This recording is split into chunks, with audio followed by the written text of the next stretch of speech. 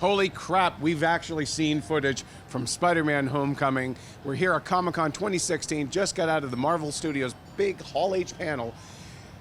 Yeah. All right, let's tell you what we saw, since you're probably not going to get to see it for a while. It looks like a really different kind of Spider-Man movie, which is what they've been promising us, I guess. The director, John Watts, came out and said this is a high school movie. Yes. We've learned about gods from other dimensions and billionaires who build robotic suits, and now this is about a 15-year-old kid who's going through puberty. Yeah. But the style of the movie really plays a lot differently from, at least what they showed us played differently from what we know from other Marvel movies, which are kind of samey in some ways. It's definitely got like an 80s, 90s kids in school movie vibe to it, and the sequence was basically a day in the life of Peter Parker at school, the different periods, what happens each one, and the music playing over it was the Freaks and Geeks theme song, Bad Reputation. Yeah. And so just to kind of call back to that as a tonal vibe. It opened with it was like a yearbook montage. Yes. And it was all the different Avengers went from the like high actual school. real. It was like, Robert Downey Jr. when he was yeah. like 17 years old. Yeah. And Scarlett Johansson, her picture was in Russian. Yeah, so that was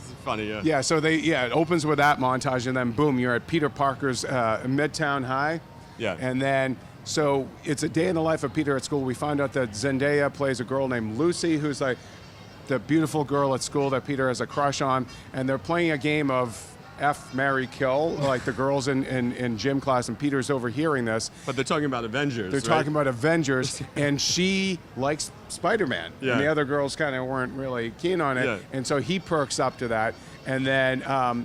And then there was also, you saw the different teachers. And mind you, this was just stuff that they had shot in the last couple of weeks. Right, yeah. And they put it together basically as a sizzle reel, as a trailer. Yeah. And we didn't get too much Spider-Man footage for obvious not reasons. Really. There was one shot. Yeah, there was a shot of him jumping on was it a truck?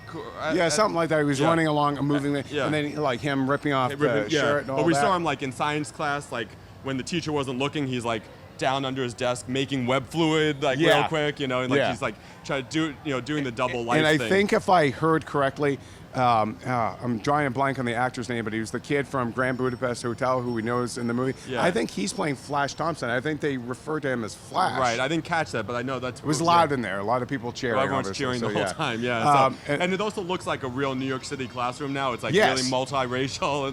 It's a diverse classroom. It reflects a 21st century America. Yeah.